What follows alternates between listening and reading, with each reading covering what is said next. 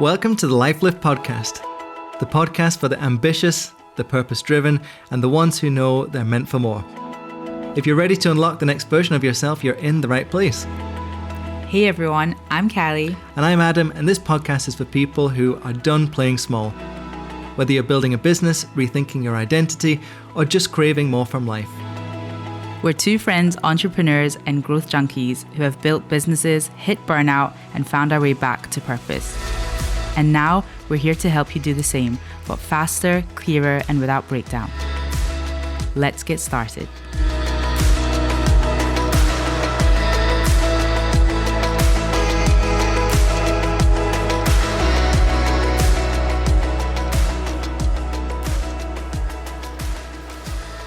Hi everyone, and thank you for joining us at the Life Lift Podcast. It's your friends Adam and Kaly, and it's so good of you to join us today.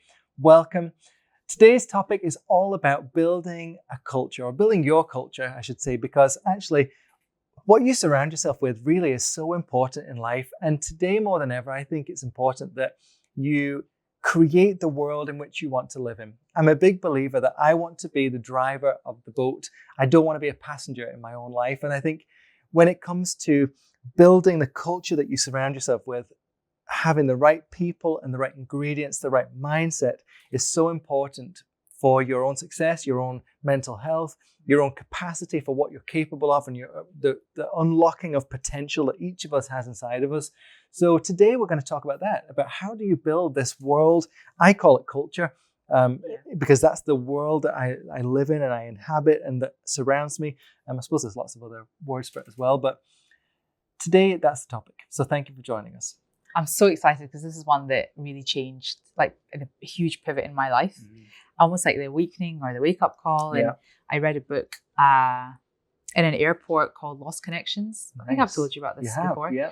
And it basically brings your culture or your universe down to 9 points. And if you can tap into all of those 9 points, then you are the master of your universe or the house that you want to create. And do you remember what all the points are? Probably, because I try and live by them every day. But there's a few that I didn't think were important, and that as I've aged, I've realized how valuable they are. And I wish somebody just like shook me when I was younger and said, this is one of the 9 that you're missing. You're just missing that piece. And the beauty of all 9, by the way, is they're completely free. And the one that really, there's 2 that really took me by surprise. And I can't believe how much power they hold over me now as a 37-year-old woman, is to be at one with nature and to move your body. Those are the 2 fundamentals of the 9. Nice.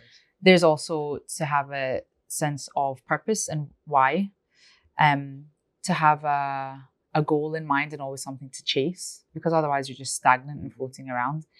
We will go through all of the 9 of them, I'm sure, as we do this episode. But I think to be at one with nature is, you know, we do PE at school and I'd be like, oh God, here we go. Or you'd walk the dog as a chore. And actually it's so important to get at least 20 minutes out with nature without your phone. I don't want you to be going out and scrolling on your phone and your head down. Like put it away, leave it at home and actually just be present with Look nature. Around, smell, take it in. Whether it's raining, sunny, we're all so busy. We're all so tired. We just don't make that time to just be still. And that's a huge one of the 9. So the whole point of the Lost Connections is that the guy that wrote it was really, really depressed.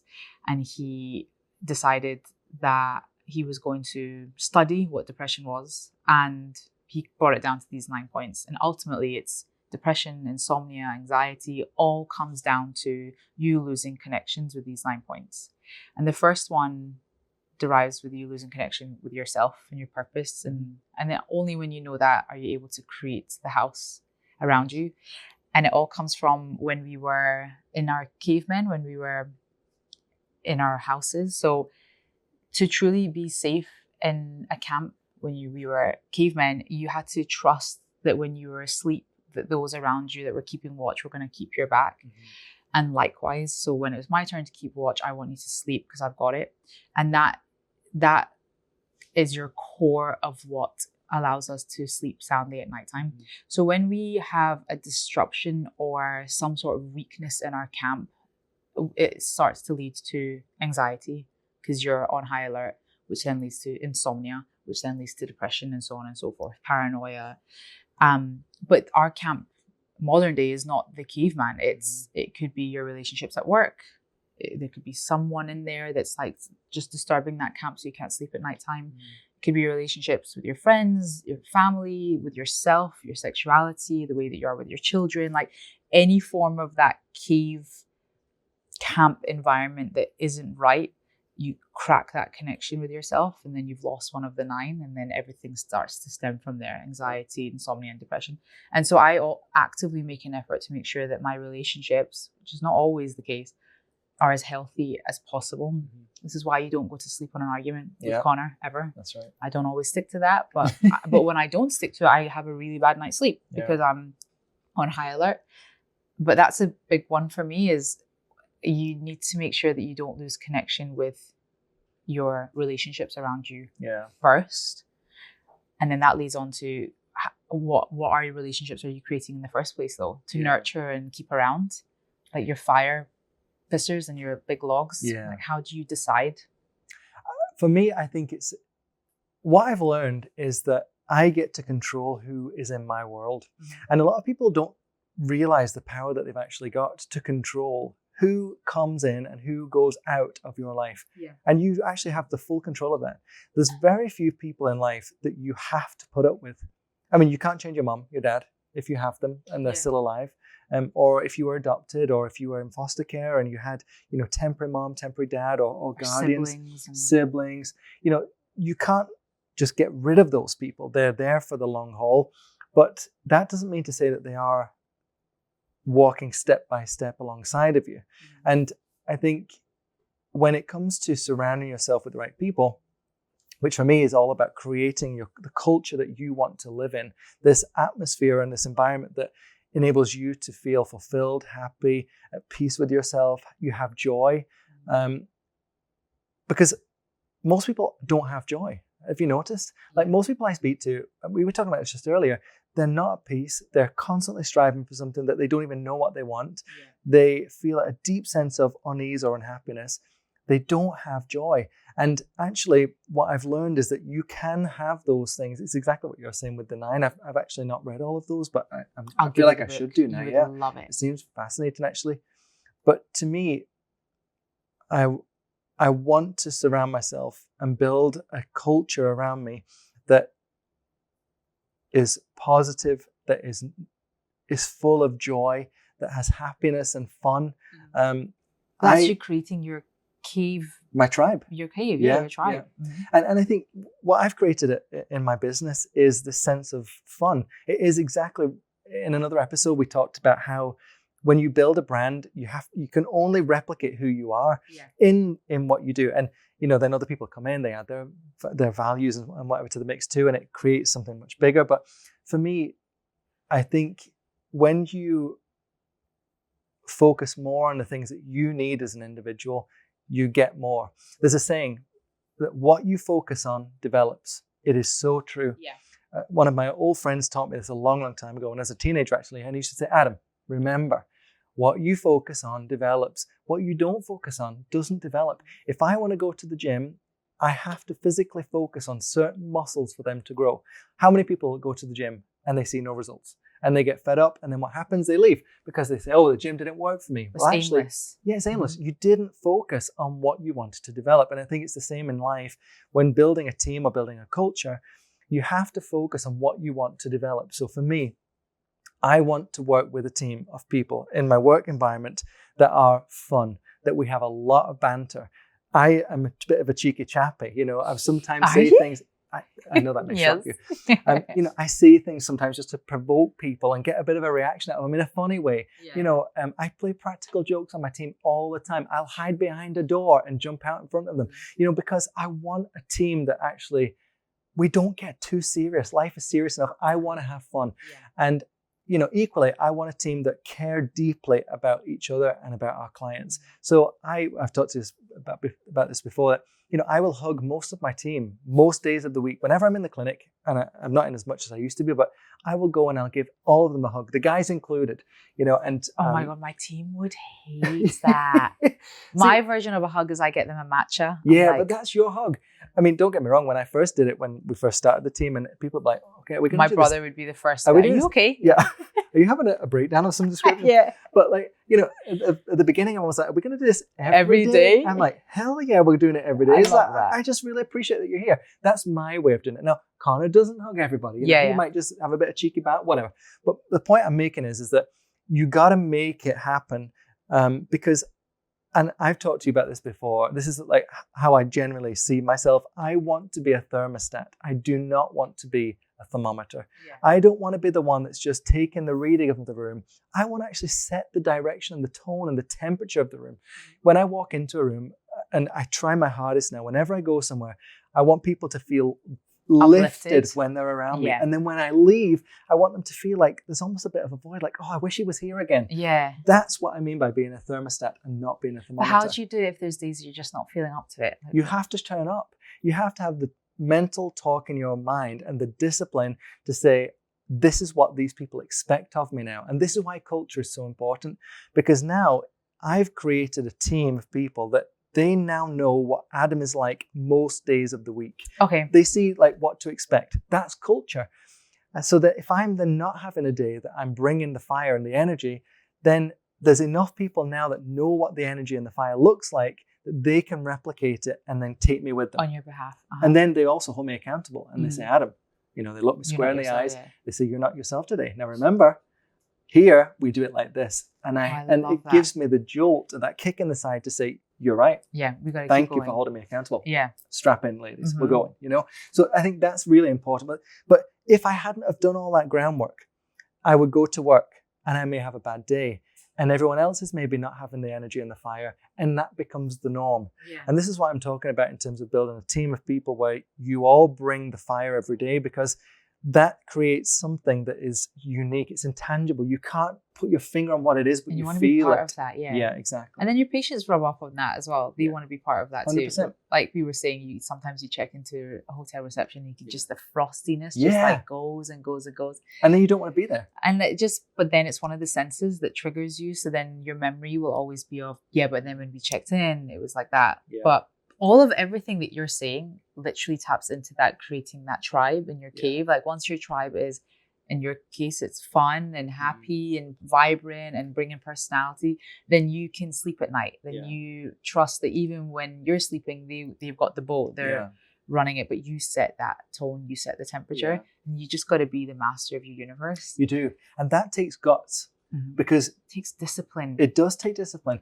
But you know what? Discipline is underrated. Yeah. A lot of people think discipline is a bad word. Discipline is not a bad word. For me, discipline is about having the strength inside of you that says, I am not going to, or I am going to do this on a regular, consistent basis. Yeah. Mm-hmm. Yeah. And I think when I look at the most successful people in life, they did one thing really well until they became successful. Most people don't do a million things. Like Richard Branson doesn't do a billion things, or he didn't when he started. Yeah. He now has multiple things. People doing it for him. But yeah, like he created something, he found great people, he created his tribe, just like you described, and then he got out of there. And he was the one that was inspiring, saying, come on, we can do bigger, we can do better. And, he's known for having an awful lot of energy too. But I think in terms of creating your culture and your tribe of people, whatever context that may be in, whether it's work, relationship, family-wise, even in family, my family see me, this version of me, even in my family. Yeah. I'm not the one that suddenly changes. Like I am who I am. And I take that to. But you're like that even in friendships all the time. Yeah. But I've chosen to be this way. I wasn't born like this. Yeah. I was painfully shy as a boy, wouldn't say boo to a goose, would, go bright red when someone would speak to me. I was the opposite of what I am now. And I remember very clearly thinking, if I don't change and become more than I am, I'm going to be really lonely and I'm not going to feel like I've fulfilled what life has dropped inside of me. Yeah. And what is feels right for you. Yeah. Because that's the other main point, is that you need to be aligned with your values. But when you're growing up, so when I had a lot of major changes because I was born in Iraq. I was raised in Malta. I came here when I was turning 7. I couldn't speak the language. I didn't know the culture. I tried so hard to fit in. But I was trying to fit into a time in my life where people were also just trying to figure it out. And I used to say to my mom, I feel like you've taken me out of the ocean, put me on the moon and asked me to swim. And you're annoyed that I'm struggling. But I have no idea who I am and what I'm supposed to be. I went from platinum blondes to curly brunette hair because that's the way God wanted it. And then I had contacts and I had green eyes. And then I would tan. Then I was pale. I plucked my eyebrows till like an inch of their life, and then I wanted to be bushy again because I've found Frida Kahlo, and I was like, she's a feminist and I want to be like Frida. And I just like consistently transformed myself until I could find what was right for me. And I'm there, I'm 100% there. But I think for anyone that's listening that's going through that, you know, we're talking about you find your purpose, then you can create your culture, and from your culture you'll know who you surround yourself with. And but actually if they don't have the first part, which is who they are, then none of the rest can happen. It's like a domino effect. Like, and if the first part takes you 37 years that it took me, then let it take you 37 years. Make the mistakes, have the relationships, like go through the careers, lose the friends, and just like trust the process. And you know, yours took in your 20s is really when you found out who you were. When was Barcelona? Barcelona was in my 20s, Yeah, in your 20s. But there's a lot when we're growing up and becoming who we are, like blossoming into who we are, that we are affected by or pressurized with society. And I think it's normal and it's okay to acknowledge that sometimes we're led off track because we're trying to please those around us or please society. Or, you know, a big one for women is time's ticking, you gotta have your baby. What if you don't want a baby? What if you don't want a baby? That's okay. Or I remember my grandma was like, honey, you're 22, you've graduated. Like, if you don't get married soon, you're just gonna waste away. It's gonna be a shame. It's gonna be you'll be wasted. And I was like, 22, I can't even pick like what socks I want. And now you want me to pick my lifelong partner and figure out if I'm having kids. And so it takes a while to get part one. And part one is who you are. Like, who are you? What makes you happy? So what are your tips for part one? Like, how do you find out who you are? Obviously, we know now it's about energy. It's like what you look forward to, who you look forward to see. But as somebody what if it's your son? Like, Dad, I'm lost. Like, how do I don't even know what I want to do.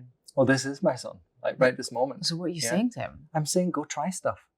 Go and experiment. Go and have fun. Go do random stuff that you just even maybe aren't even interested in, just to figure it out.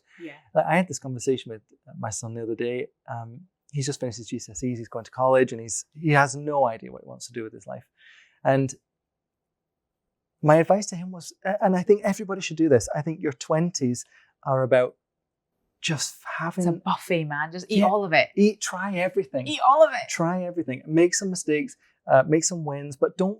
I think there's so much pressure on people to become a millionaire by 30 or, you know, become a gazillionaire by 40. And this is like, and as well also, like, remember that our culture is designed to... There's a set program for all of us that was designed because of the Industrial Revolution, which is, you know, school educates you to go and get to a certain level of... Pay your taxes. Pay your taxes so that then, you pay into the system.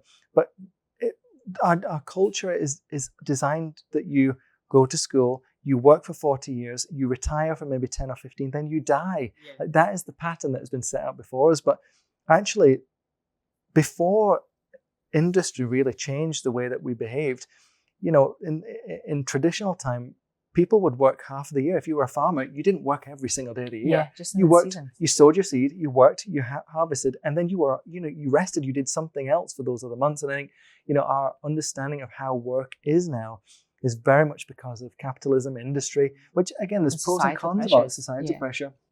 But when you take all that away and you distill down, well, what makes you happy? I do genuinely believe that you should follow something that makes you happy. And whether that's a hobby, or whether that's being a mom or a dad, or whether that's playing some kind of sport, or going to the gym, or putting your health first. Music, like, who cares what it is? But as long as you do something that makes you happy, I think that then, what I've found in my life is when one part of my life is going really well, everything else goes better. Yeah, it's a domino effect. It's the domino effect. And actually, a lot of people don't have anything going really well. And then they wonder, why am I in this? I'm in like a bit of a funk. Like I can't get out of this rut. Well, then just do one thing. Focus on one thing and do that so it makes you happy. Yeah. Do something that makes you really happy. You know, what you focus on develops. So if you want to go and do singing lessons, go take some singing lessons just for you. Go join a choir like the Rock Choir. I don't know if you've heard of them. They're a brilliant choir all over. There's one in every town or city pretty much. Rock Choir. The Rock Choir. Oh my God, yeah. My next neighbor was in the Rock Choir and she had the most amazing time. She's met so many friends, but she was kind of like this where she was like, I really like singing, but I want to do something. You want to be part of something. Yeah. Mm-hmm. And, but again, when you do that, you enter into a culture that's already existing that will do something for you. And it will guide you until you figure it out. Exactly. Yes, you need to figure it out. So my advice if you're in your 20s is just try stuff. Like you say, eat everything at the buffet, and then you'll know what you love and what you don't like. Love, yeah. And that's, I honestly vouch for that. I had a Q&A a couple of weeks ago and somebody had said, what advice would you give a 20-year-old that's lost? And I was like, you're supposed to be lost. And that's the beauty of it. You just wander around. You're not lost. You're just meandering and like taking it all in. And you shouldn't have the answers by then. I think it's a shame that people at like their 20s do. They're like, this is my house, this is my dog, this is my partner, we're gonna have children, we're gonna work, and we're gonna live for our weekends, and then that's it. Like that is not having it together, guys. That is really just following the blueprint that everybody does. Having it together is figuring out what makes you, what makes you tick, what makes you happy, and then from that you can then have connections with those around you in your culture, and then you can decide who are your, I call them Patronus and Dementors. There's people that are Patronus, they bring light into your life and it's everything you just feel stronger and there's no darkness that can dull them. And then you have Dementors that literally suck the energy out of the room. Be mindful of those people. Like the energy does not lie. And we were talking about another episode about you can only replicate who you are. You can't pretend to be anything else, and neither can they. Like Dementors can't pretend to be Patronuses and vice versa. So be mindful of who uplifts you and who sucks the energy out of your soul, and then set a boundary. I don't want to be with that person anymore. I'm not going to say yes to events with them. And then slowly you're just surrounded by lots of little Adam Morgan Patronuses. You're a Patronus, babe. Thanks. And then everything, like you say, just falls into place because that domino effect gives you more strength or a skip in your step. But I really do think you should read Lost Connections. It's a wonderful book. Like I also introduced you to the Let Them Theory. It's like a Let Them Theory revolution. That was a brilliant book, by the way. Incredible. I'm rereading it because Lord knows I need it. I think just to kind of summarize this though, I think this is why culture is so important. Like the culture that you define for yourself, because that's how the people that don't fit stand out. And the more concentrated the culture, the quicker it is to identify what doesn't work and who doesn't work for you. And this, as I'm getting slightly older, turned 40 this year, still a little baby, but touched by magical You'll hands, always be a baby if I'm around you. There'll be a facelift at 45 potentially. But as I've got a little bit older and I've got a bit more confident in my skin, what I've learned is that when I'm at my best, I see people for who they are quicker and much more clearly. When I'm in maybe not as strong of a place, I see people almost a little bit more beige, if that makes sense, where color is more vivid to me, so to speak, when I'm in a good, strong place. Things are foggy, you just can't see. And that's why I think it's really important to have discipline and to live by, live the life that you want to live with the people that you want to live it with, so that when other people do come in, and there will be many of them who want to attach themselves or they want to inject themselves, and some of those people actually are great for you because they're like the secret friends. I've had a friend recently who I've known her for a long time. Just this last year, I've become very, very good friends with her. And I think, where have you been all my life? Do you know what I mean? Like, and then there are friends that are like you who have been with me for a long, long time. And, there's this like mutual, it's like family now. Like whenever we're together, it's so easy because you're part, you see the same, and I think being able to have that with people, whether it's in work, whether it's at home, whether it's with your family or with your friends, I think the more concentrated the culture. And I think, this is what we both share together, is we share that same value, that same culture of what we want for our lives and our standards. And this is why I think it's easy for when we're together, because it's like two cultures that meet. We get it. It's exactly the same song. Yeah. But that's the most important thing about your culture, is that you know what you want to create. Yeah. And then that's the other 2 points that it taps into, is to move your body and to be at one with nature, because those are the things that, you're like, find what makes you happy. Those are the things that make me happy. Yeah. And I just like ignored because I thought it's just not that important. But at the base of all of it, when you reverse time all the way back to the Big Bang, that's all we had, is food, human connection, and moving your body at nature. Yeah. So just, if you can't figure it out, you're in your 20s and you're like wandering around and you're meandering in the big buffet of the world and society and people's opinions, is just go back to the 3 original basics. What makes you happy? Move your body and be at one with nature, and you just be still. And the answers will come to you. They will. And then you can create the universe and be the master of that and start to become the bazillionaire at 40s. For sure. So if you've learned anything from today and you want to share it with somebody that you really feel like is going to value from it, please like, share, and subscribe. And don't be shy to come back and learn some more from your friends, Adam and Kaly. Bye. See you soon. This is the Life Lift podcast with Adam and Kaly, where we look at how to make shift happen. From our home to yours, we hope you feel inspired and motivated to do at least one thing differently today as you make your own shift happen towards a more rewarding and fulfilling life filled with purpose and happiness.